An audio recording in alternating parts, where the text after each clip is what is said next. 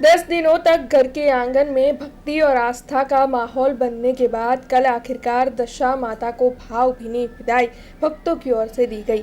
वडोदरा के कृत्रिम तालाबों पर भक्त दशा माता के विसर्जन के लिए पहुंचे।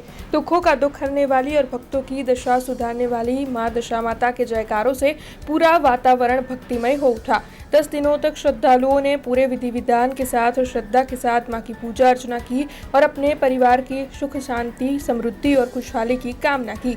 लेकिन जब विदाई की घड़ी आई तो भक्तों की आंखें नम हो गई।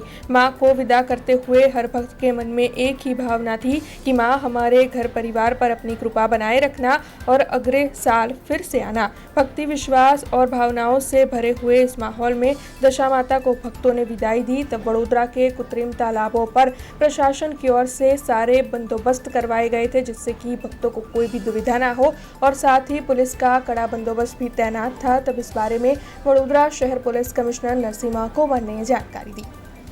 10 દિવસની દશામા વ્રત આજે સંપૂર્ણ થાય છે અને આને સાથે સાથે સમગ્ર શહેરમાં દશામા મૂર્તિઓની વિસર્જન થનાર છે।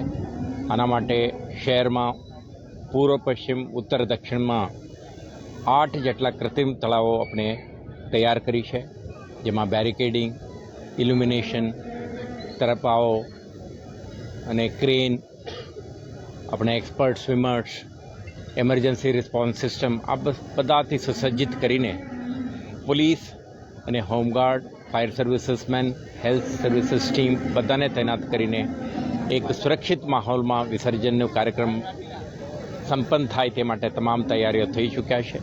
વડોદરા શહેર પોલીસ તરફથી વરિષ્ઠ અધિકારીઓ, 2000થી વધારે પોલીસ અધિકારી કર્મચારીઓ, સાથે સાથે હોમગાર્ડના માનદવેતકો તૈનાત રહેશે। શહેરના જુદા જુદા વિસ્તારમાં આપણે ટ્રાફિક ડાયવર્શન પ્લાનને પણ અમલમાં મૂકી છે। તો મને વિશ્વાસ છે કે આ સમગ્ર કાર્યક્રમ એક શાંતિપૂર્ણ માહોલમાં સંપન્ન થશે। શહેરવાસીને પણ આપણે અપીલ છે કે જાહેરનામાના પાલન કરો, બિનજરૂરી વાહન લઈને પ્રતિબંધિત વિસ્તારમાં પ્રવેશ કરવાની પ્રયાસ ન કરો અને સાથે સાથે જ્યારે વિસર્જન માટે તમે નીકળો છો ત્યારે બાળકો, મહિલાઓ, વરિષ્ઠ નાગરિકો, દિવ્યાંગો સુરક્ષાના પણ ખ્યાલ રાખે અને મોડી રાત્રિ સુધી ચાલનારા કાર્યક્રમ વખતે દરેક નાગરિક સતર્ક બનીને તંત્ર સાથે સાથ સહકાર આપીને આ કાર્યક્રમમાં જોડાય, જેથી કરીને શ્રદ્ધા ભક્તિ સાથે સાથે સુરક્ષાના મંત્ર પણ યાદ રાખે તો હું માનું છું કે આ કાર્યક્રમ શાંતિपूर्ण રીતે સંપન્ન થશે।